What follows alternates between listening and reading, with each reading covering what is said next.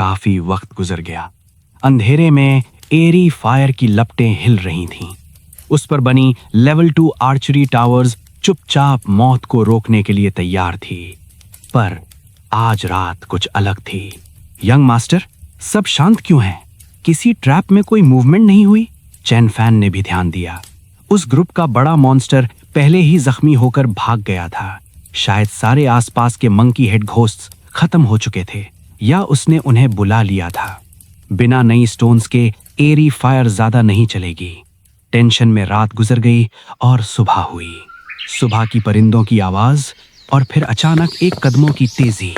Young master, जल्द बाहर आइए। चैन फैन ने घबराकर झोपड़ी का दरवाजा खोला और जो दिखा वो विश्वास के बाहर था। कैंप से थोड़ी दूर कल रात वाला वो बड़ा जायंट मंकी हेड घोस्ट मरा पड़ा था। उसकी बॉडी आर्चरी टावर की तीर से बुरी तरह चिर चुकी थी।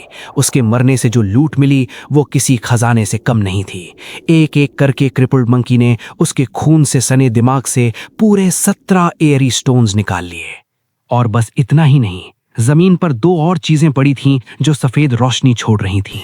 Extra ordinary treasures. Chan Fan ने उन 2 चमकती हुई चीजों को अपने हाथ में लिया। पहली चीज एक बीज जैसी थी, एरी स्टोन वेन सीड। सिस्टम ने बताया कि इसे फार्मलैंड में बोने पर 3 दिन में यहां खुद पर खुद एरी स्टोन्स उगेंगे।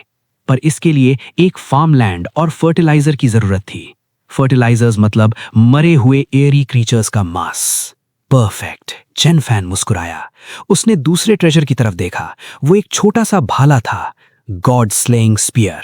ये जरूरत के हिसाब से लंबा हो सकता था और किसी भी लो लेवल मॉन्स्टर को मिनटों में काटने की ताकत रखता था।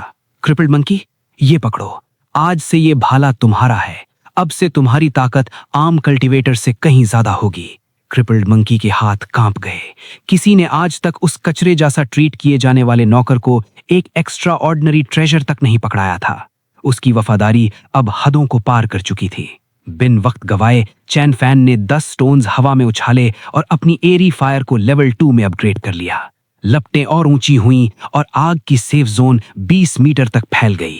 फिर उसने 2 एरी स्टोन्स खर्च करके कैंप के भीतर एक फार्मलैंड, खेती की जमीन कंस्ट्रक्ट की।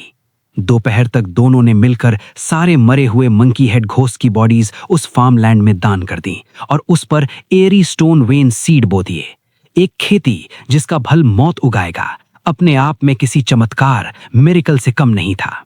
दोपहर ढलने ही वाली थी कि बाहर से किसी के आने की आवाज आई। वांग कोई।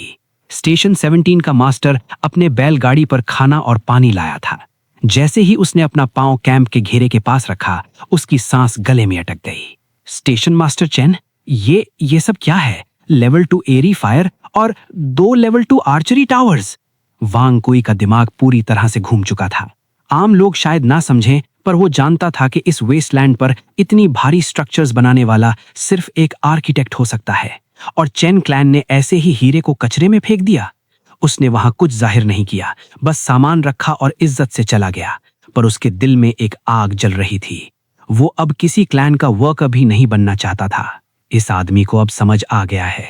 अच्छा है, चैन फैन जानता था उसकी असली पहचान वक्त आने पर खुलेगी, पर अभी के लिए सर्वाइवल जरूरी था। उस रात के लिए उसने एक नया प्लान बनाया। उस कैंप में अब शिकार नहीं फंस रहे थे। उसने 3 स्टोन्स जेब में डाले और बोल पड़ा, क्रिपल्ड मंकी, हम नए इलाके में चलेंगे। वहां जाकर अपना एक छोटा स्टेशन बनाएंगे। 1 घंटा चलने के बाद वो किसी सुनसान और अनजान इलाके में थे। यहाँ दूर दूर तक कोई स्टेशन नहीं था। चैन फैन ने एक पत्थर उठाया, उस पर अपनी उंगली से खून निकाल कर लगाया और सिर्फ 3 स्टोन्स और कुछ सूखी घास के सहारे एक लेवल 1 एरी फायर जिंदा कर दी। ये असंभव है। किसी नॉर्मल आर्किटेक्ट को ऐसी आग जलाने में करीब 30 स्टोन्स और हजारों का सामान लगता है। यंग मास्टर वाकई में एक खुदा से कम नहीं है। उन्होंने ट्रैप्स बिछा दिए, पर अचानक आसमान पूरी तरह से काला पड़ गया। रात अपने समय से पहले आने लगी और तभी मौसम ने करवट ली। एक भयानक और बर्फीली बारिश शुरू हो गई। बूंदें तीर की तरह चुभ रही थीं। तापमान इतनी स्पीड से गिरा कि दोनों के शरीर कांपने लगे। एयरी फायर कोई गर्मी नहीं देती थी। ऐसा ही रहा तो मौत उन्हें मॉन्स्टर्स से पहले हाइपोथर्मिया से आएगी। आखिरी 3 स्टोन्स बचे थे और मौत सामने थी। चैन फैन ने मौत से लड़ने की आखिरी चाल चली। उसने 2 स्टोन्स निकाले और हवा में उछाले। एक सफेद रोशनी चमकी और देखते ही देखते एक लकड़ी की वुडन हट सामने खड़ी हो गई। क्रिपल्ड मंकी, अंदर आओ। अंदर तापमान नॉर्मल था। राहत की सांस ली, पर तभी बाहर से रस्सियों के खिंचने की जोरदार आवाजें आने लगीं। 1, 2, 3, 5 रस्सियां। शिकार फंस गया।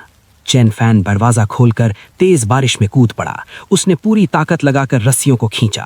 अंधेरे से 5 भारी 1 मीटर लंबे मैगट जैसे एयरी क्रीचर्स अंधेरे से घसीटते हुए सेफ जोन में गिरे।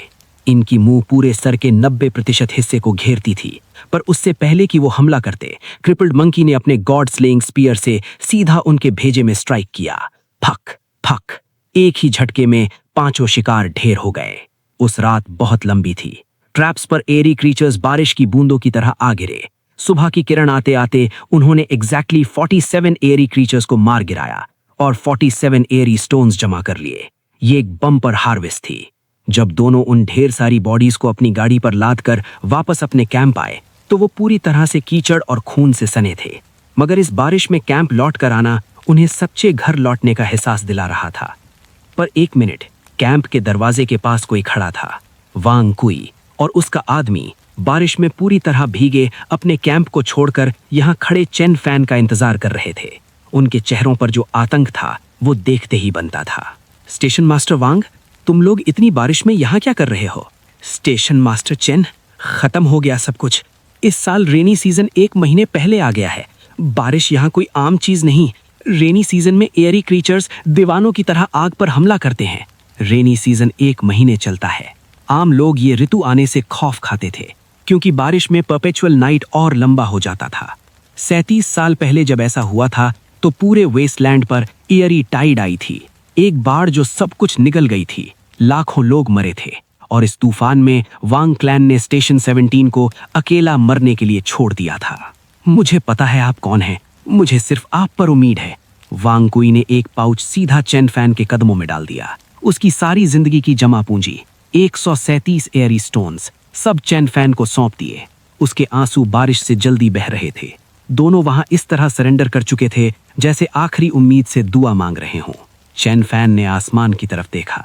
ये आने वाली एयरी टाइड मौत की दस्तक जरूर है, पर उसके सिस्टम के लिए इतने सारे मॉन्स्टर्स इतने सारे स्टोन्स लाकर देंगे जो उसे एक एम्पायर खड़ा करने में मदद करेंगे। मेरे पास रास्ता है। मैंने तुम्हारा दिया हुआ सारा स्टोन ले लिया। मैं वादा नहीं करता, पर हम जिंदा निकल जाएंगे। एक काम करो वांग कुई, जाओ और आसपास के अबैंडन स्टेशंस को देखो। जो लाचार मास्टर या लोग वहां मरने का वेट कर रहे हैं उन्हें मेरे कैंप में ले आओ। हमने खेती शुरू कर ली है और मुझे वर्कर्स की जरूरत पड़ेगी। वांग कुई की जान में जान आ गई।